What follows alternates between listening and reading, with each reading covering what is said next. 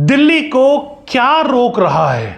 Housing, पानी और वो 6 संकट जो राजधानी को खोखला कर रहे हैं। दोस्तों, एक सवाल है। दिल्ली देश की राजधानी, दुनिया का तीसरा सबसे बड़ा शहर, 11 लाख करोड़ से ज्यादा की जीडीपी, फॉर्च्यून 500 कंपनियां, एम्स जैसे world class hospitals, IIT, IIM और जेएनयू, और फिर भी 2028 तक दिल्ली दुनिया का सबसे बड़ा मेगा सिटी बन जाएगी और इसी रफ्तार में दब जाएगी अपनी ही समस्याओं के नीचे। हाउसिंग नहीं, पानी नहीं, साफ हवा नहीं, और हर साल 7 लाख नए लोग इस शहर में आ जाते हैं। आज प्रॉपर्टी हमेशा शो में आपको वो सच बताऊंगा मैं जो गवर्नमेंट के प्रेस रिलीज में आपको नहीं मिलता, जिसको सभी मीडिया हाउस चला देते हैं।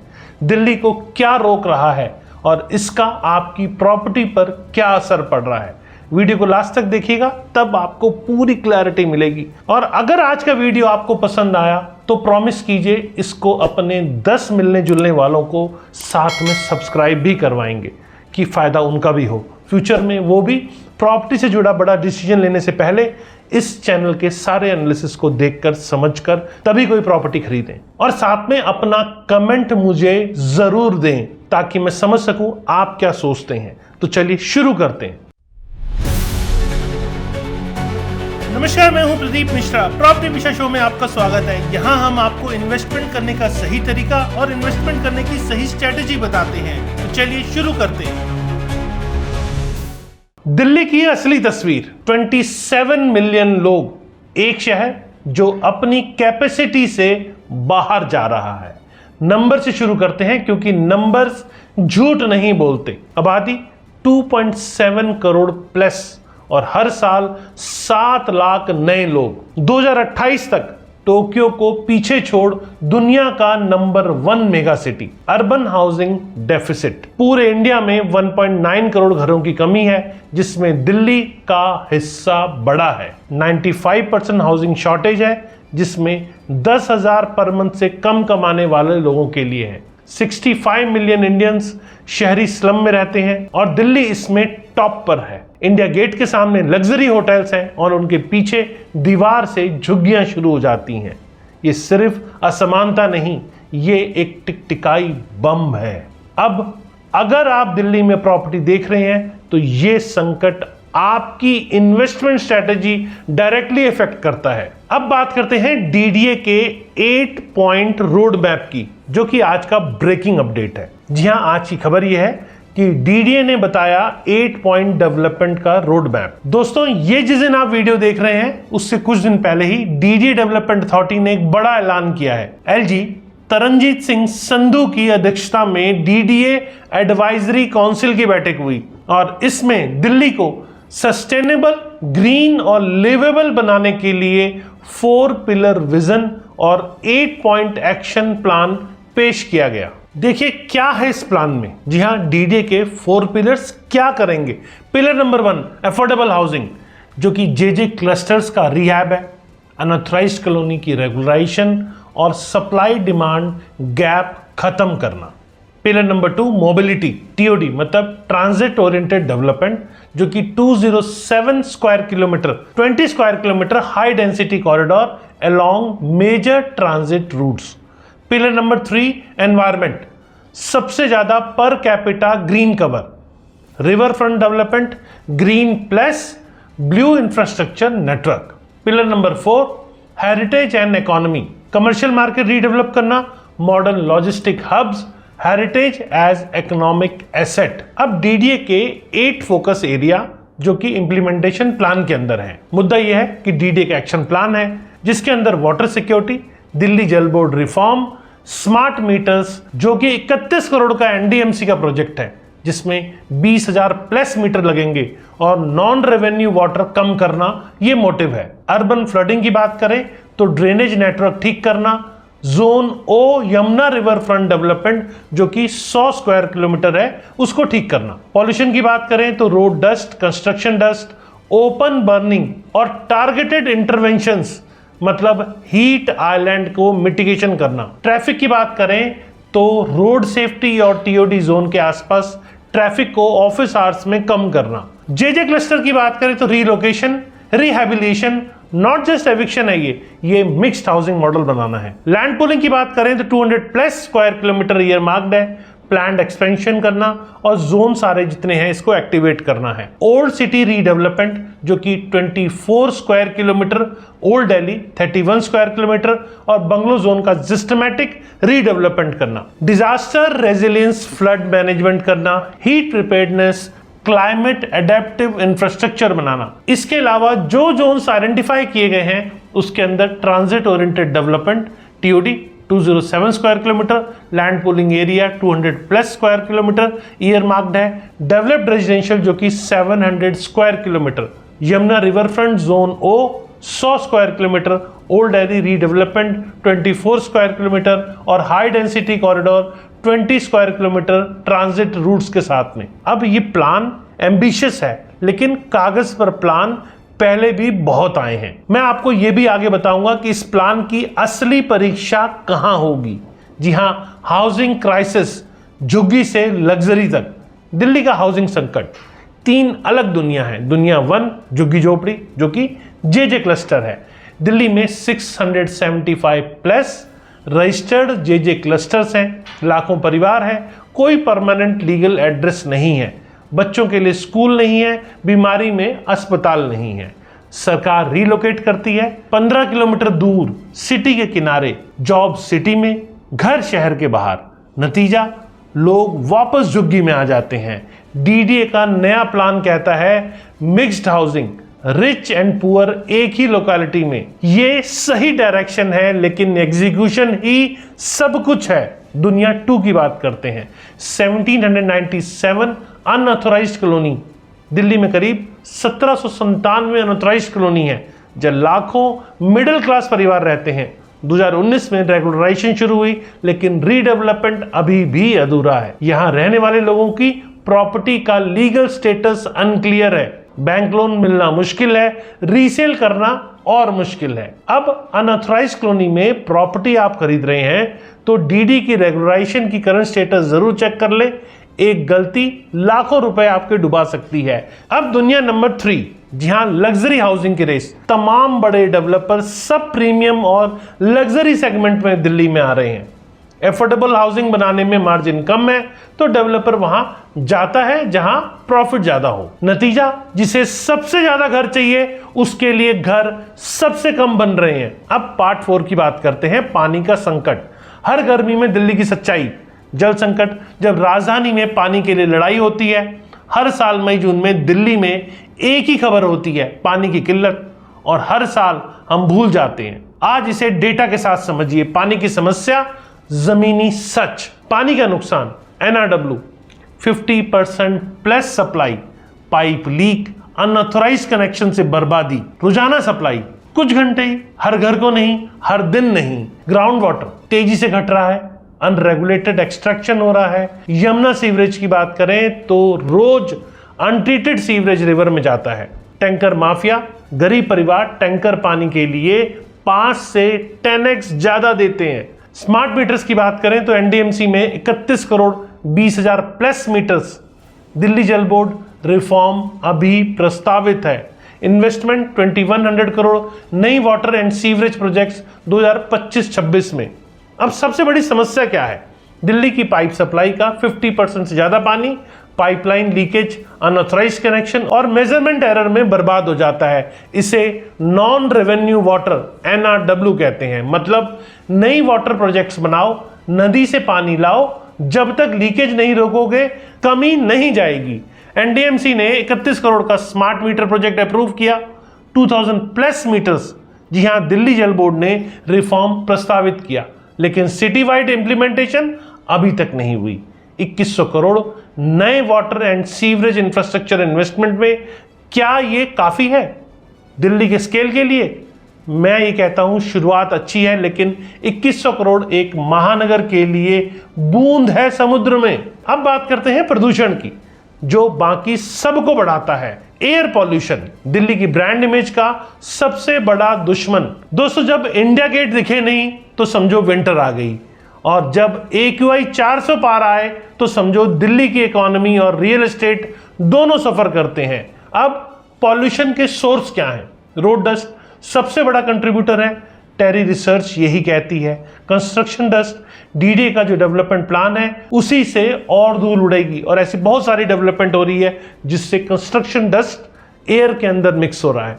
ट्रांसपोर्ट एमिशन की बात करें तो 1.3 करोड़ रजिस्टर्ड व्हीकल्स हैं। इंडस्ट्रियल यूनिट की बात करें तो सिटी लिमिट्स के अंदर बाहर दोनों जगह पर है। स्टबल बर्निंग की बात करें तो पंजाब हरियाणा से आने वाला धुआं और इसका रियल एस्टेट पर असर। जी हां, प्रीमियम बायर एनसीआर को छोड़ के दूर जाने लगे हैं, हैदराबाद बेंगलुरु जैसे एरिया प्रेफर करने लगे हैं। लग्जरी प्रॉपर्टीज में एयर प्यूरिफिकेशन सिस्टम अब सेलिंग पॉइंट बन गया है, जो कि बेहद ही जरूरी चीज है। इसे एक तरह से यूएसपी बना के बेचा जाने लगा है। पॉल्यूशन जोन में प्रॉपर्टी की रीसेल वैल्यू ग्रो नहीं होती।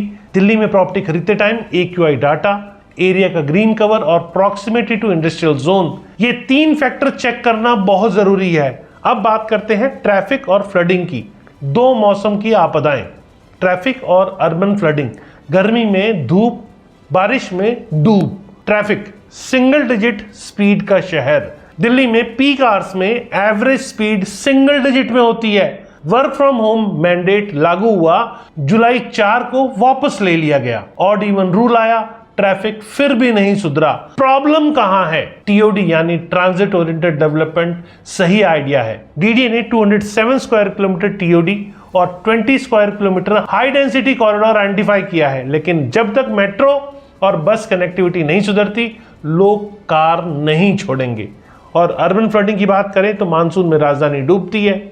2023 में यमुना खतरे के निशान से ऊपर गई, आईटी और सिविल लाइन सब डूबे। 2024 में भी, 2025 में भी। ड्रेनेज नेटवर्क की बात कर लेते हैं। डिजाइन फॉर बहुत कम पॉपुलेशन के लिए, कंक्रीट ने नेचुरल रिचार्ज जोन ढक दिए। यमुना फ्लड प्लेन पर इलीगल कंस्ट्रक्शन हो चुका है। डीडीए का जोन ओ, यमुना रिवर फ्रंट डेवलपमेंट की बात करें तो 100 स्क्वायर किलोमीटर सही कदम है, लेकिन क्या इसमें फ्लड प्लेन को क्लियर करने की हिम्मत है? ये असली परीक्षा है। अब बात करते हैं जोन वाइज एनालिसिस की। इन संकट का प्रॉपर्टी मार्केट पर असर क्या है, कहां घटा, कहां मौका है? ओल्ड दिल्ली और सेंट्रल दिल्ली रीडेवलपमेंट जोन की बात करते हैं। डीडीए ने 24 square kilometre old Delhi redevelopment का प्लान बनाया है। ये एरिया अंडर वैल्यूड है। अगर रीडेवलपमेंट सच में हो, हेरिटेज प्लस मॉडर्न मिक्स हो, तो यहाँ लॉन्ग टर्म एप्रिसिएशन पॉसिबल है, लेकिन एग्जीक्यूशन 10 से 15 साल का काम है। अभी के लिए यहाँ प्रॉपर्टी खरीदना high risk very long term bet है। अनऑथराइज्ड कॉलोनी की बात कर लेते हैं। इनमें रेगुलराइजेशन की रेस है। 1797 कॉलोनियों में कुछ को डीडी रेगुलराइज कर रही है। जिस कॉलोनी का रेगुलाइजेशन कंफर्म हो जाए वहां प्रॉपर्टी वैल्यू 20 से 30% जंप कर सकती है, लेकिन जो कंफर्म नहीं है वो डिमोलिशन के रिस्क में है। यहां इन्वेस्ट करने से पहले डीडीए की करंट लिस्ट जरूर चेक कर लीजिए। द्वारका, रोहिणी, नरेला, ये लैंड पूलिंग जोन जो इसके आसपास के हैं। दिल्ली ने 200+ square kilometre land pooling identify किया है। इन एरिया में प्रॉपर्टी वैल्यू अभी कम है, लेकिन जैसे जैसे प्लान डेवलपमेंट होगा यहाँ एप्रिसिएशन आएगी। नरेला में 34,000+ डीडीए फ्लैट अभी भी अनसोल्ड है। कनेक्टिविटी बढ़े तो यहाँ पिक्चर बदल सकती है। लेकिन जब बात आती है लैंड पूलिंग की, तो हमेशा मेरे दिमाग में ये बात आती है कि एक हवा उड़ती है और प्राइस लैंड के ऊपर चले जाते हैं। फिर लोगों को लगने लगता है कि अब ये शायद अगले 1 महीने में आ जाएगी, और ये हवा प्रॉपर्टी के बाजार को गर्म कर देता है। और ये बाजार गर्म तब तक रहता है जब तक उसकी हवा पूरी नहीं निकल जाती।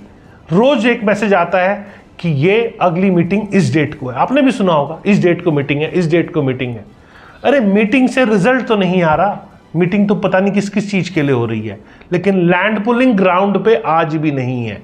लैंड पुलिंग कब आएगी ये अभी भी बहुत बड़ा क्वेश्चन मार्क है। मीटिंग से रिजल्ट जब तक ना आए तब तक उस मीटिंग का कोई यूज नहीं है। ये हवा चली थी, नई गवर्नमेंट आएगी और लैंड पुलिंग अगले ही दिन इंप्लीमेंट हो जाएगी। इस चक्कर में लैंड प्राइसेस काफी ज्यादा अप्रिशिएट कर गए। अभी भी मार्केट में बहुत ज्यादा सेलर्स नहीं है, और एक टाइम था जब सेलर ज्यादा थे, बायर नहीं थे। अभी सेलर्स नहीं है, लेकिन फैक्ट यह है कि ग्राउंड पे अभी भी लैंड पुलिंग नहीं आई है। कब आएगी ये किसी को नहीं पता। सब अपनी अपनी दलील देते हैं कि ये अगले महीने आ रही है, उससे अगले महीने आ रही है। मेरा कहना है जब तक ग्राउंड पे ना आ जाए तब तक वो लोगों को अफोर्डेबल हाउसिंग का जो सपना है वो पूरा होता दिल्ली में तो नहीं दिखता। अब बात करते हैं साउथ दिल्ली और लुटियन जोन की। स्टेबल लेकिन एक्सपेंसिव है। यहाँ कोई क्राइसिस नहीं है क्योंकि यहाँ की पॉलिटिकल और सोशल पावर उसे प्रोटेक्ट करती है, लेकिन एंट्री प्राइस बहुत हाई है, यील्ड कम है। यह एरिया वेल्थ प्रिजर्वेशन के लिए, वेल्थ क्रिएशन के लिए नहीं है। तो दोस्तों, दिल्ली में अभी सबसे ज्यादा अपॉर्चुनिटी है regularised unauthorised colony plus TOD zones plus land pooling areas में, लेकिन रिसर्च जरूरी है। गवर्नमेंट कब इस पे एक्शन लेगी इसको समझना बहुत जरूरी है। अब मेरे कुछ कड़े सवाल हैं। डीडीए का रोड मैप एम्बिशियस है, लेकिन ये सवाल बहुत जरूरी है। दोस्तों, मैं अपने चैनल में हमेशा दोनों पहलू रखता हूं। डीडीए के 8 पॉइंट प्लान पर बहुत कुछ सवाल उठते हैं। सवाल नंबर 1, इंप्लीमेंटेशन का ट्रैक रिकॉर्ड। डीडीए ने पिछले 20 साल में कितने अपने प्लान सक्सेसफुली एग्जीक्यूट किए हैं? 2008 में यमुना पुश्तक क्लियरेंस हुई, लोग रीलोकेट हुए लेकिन वापस आ गए, प्लान्स बनते हैं, एग्जीक्यूशन अटक जाते हैं। सवाल number 2, mixed housing politically possible है? रिच और पुअर को एक ही लोकेलिटी में रखना ये सोशली प्रोग्रेसिव आइडिया है, लेकिन आरडब्ल्यूए रेजिस्ट करती है, डेवलपर्स लॉबिंग करते हैं। क्या ये प्लान ग्राउंड पर उतरेगा? सवाल नंबर 3, वाटर रिफॉर्म। जल बोर्ड की क्षमता, स्मार्ट मीटर अच्छे हैं लेकिन दिल्ली जल बोर्ड की पॉलिटिकल इंटरफेरेंस का लंबा इतिहास है। रिफॉर्म तब होते हैं जब इंस्टीट्यूशन स्ट्रांग हो। अकाउंटेबिलिटी मैकेनिज्म क्या है यहां पर? सवाल number 4, green cover versus construction. TDA कह रहा है सबसे ज्यादा पर कैपिटा ग्रीन कवर बनाएंगे और साथ में 207 square kilometre TOD, 200 square kilometre land pooling, 24 square kilometre old Delhi redevelopment, दोनों एक साथ कैसे होंगे? ये सवाल क्रिटिसिज्म नहीं है, ये अकाउंटेबिलिटी है। और जब तक नागरिक ये सवाल पूछते रहेंगे, सिस्टम को काम करना होगा। अब मेरा आपके लिए गाइड। जी हाँ, सब कुछ आपने समझ लिया, अब प्रैक्टिकल बात कर लेते हैं। आप अगर दिल्ली में प्रॉपर्टी देख रहे हैं तो आपको क्या करना है? कॉलोनी का लीगल स्टेटस चेक कर लेना है। डीडी वेबसाइट पर रेगुलराइज्ड कॉलोनी की लिस्ट है। अनऑथराइज्ड कॉलोनी में जा रहे हैं तो रेगुलराइजेशन स्टेटस कंफर्म कर लीजिए। फ्लड जोन हमेशा चेक कर लीजिए। दिल्ली का डिजास्टर मैनेजमेंट अथॉरिटी के फ्लड मैप को देख लीजिए। यमुना फ्लड प्लेन के 2 किलोमीटर के अंदर की प्रॉपर्टी रिस्की है। AQI का हिस्ट्री चेक कर लीजिए। जिस एरिया में प्रॉपर्टी देख रहे हैं उसकी लास्ट 3 ईयर की एवरेज AQI चेक कर लें। CPCB का डाटा पब्लिकली अवेलेबल होता है। वाटर सप्लाई आवरली वेरीफाई करें। DJP शेड्यूल देखें। एरिया में डेली सप्लाई है या टैंकर डिपेंडेंट है। ये रीसेल और रेंटल यील्ड को डायरेक्टली अफेक्ट करता है। टीओडी जोन प्रॉक्सिमिटी को चेक कर लें। डीडीए के टीओडी मैप में अगर प्रॉपर्टी मेट्रो स्टेशन के 500 से 800 मीटर के अंदर है तो long term value appreciation strong रहेगी। बिल्डर्स की रेरा कंप्लायंस चेक कर लें। अनऑथराइज्ड कॉलोनी में ओसी और रेरा रजिस्ट्रेशन जरूर वेरीफाई कर लें क्योंकि वहां वो चीजें नहीं मिलेंगी आपको, तो आपको बचना है। गुरुग्राम ओसी स्कैम याद है ना, दिल्ली में भी होता है। लैंड पूलिंग एरियाज, अगर बजट लिमिटेड है और 10+ ईयर का होराइजन है तो नरेला और द्वारका के लगते हुए लैंड पूलिंग एरिया को आप फ्यूचर पोटेंशियल के हिसाब से लैंड बाइंग के एंगल से आप देख सकते हैं। अब दिल्ली में प्रॉपर्टी सबसे कॉम्प्लेक्स मार्केट है। यहाँ एक गलती भी करोड़ों आपका नुकसान कर सकती है, इसीलिए रिसर्च करें, इन्वेस्टमेंट बाद में करें। तो दोस्तों, मेरा फाइनल वर्डिक्ट ये है, दिल्ली को क्या रोक रहा है? हाउसिंग का संकट, 1.9 करोड़ घरों की कमी, JJ क्लस्टर, अनऑथराइज्ड कॉलोनीज, पानी का संकट, 50% NRW, यमुना में सीवरेज और टैंकर माफिया, पॉल्यूशन, राजधानी की हर सर्दी में गैस चैम्बर बना देते हैं इसे, traffic, single digit speed, failed work from home mandate और अर्बन फ्लडिंग की बात करें तो every monsoon same story. DDA का ये नया 8 पॉइंट प्लान एम्बिशियस है लेकिन एग्जीक्यूशन की परीक्षा अभी बाकी है। दिल्ली को क्या रोक रहा है? शॉर्ट आंसर की बात करें तो ये शहर अपनी प्लानिंग से 30 साल आगे निकल गया है, लेकिन यही क्राइसिस अपॉर्चुनिटी भी है। जो शहर इतनी बड़ी प्रॉब्लम फेस करता है वही शहर सबसे ज़्यादा ट्रांसफॉर्म होता है, और जो ट्रांसफॉर्म होता है वहां प्रॉपर्टी क्रिएट करती है वैल्यू। दिल्ली ब्रोकन है लेकिन अनफिक्सेबल नहीं है। इन्वेस्ट करें लेकिन आंखें खोलकर। मैं आपके साथ हमेशा हूं और सच के साथ हमेशा हूं। दोस्तों, ये वीडियो अगर आपको हेल्पफुल लगा तो लाइक करें, दोस्तों को शेयर करें। प्रॉपर्टी खरीदने की सोच रहे हैं तो एक बार जरूर पहले सलाह ले लें ताकि आपको गलती से मैं बचा सकूं। चैनल को सब्सक्राइब करें, कमेंट करके बताएं कि आपको एनालिसिस कैसा लगा। नमस्कार और जय हिंद।